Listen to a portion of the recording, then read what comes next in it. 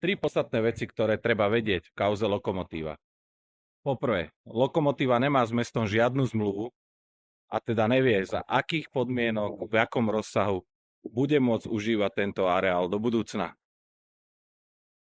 Teda ich neistota je na mieste a ich obavy sú opodstatnené.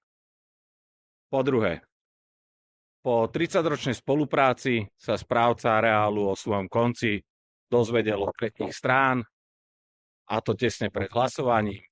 Mesto ho neinformovalo, ani nebolo žiadne oficiálne stretnutie, kde by boli nejaké výtky. Mesto sa správa bez nejakých móresov alebo nejakej kultúry. Mesto sa správa ako nekorektný partner, jednoducho, ktorému sa nedá príliš dôverovať, a takto by to určite nemalo prebiehať. Tretia vec, ktorá je nemenej podstatná, a to, že mesto nepredložilo žiadnu analýzu toho, aké následky bude mať toto rozhodnutie. A to najmä ekonomické, alebo aké dopady to bude mať na rozpočet, prípadne potrebu prijať nejakých nových zamestnancov a podobne.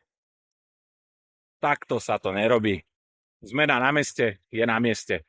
Majte pekný deň, život je krásny.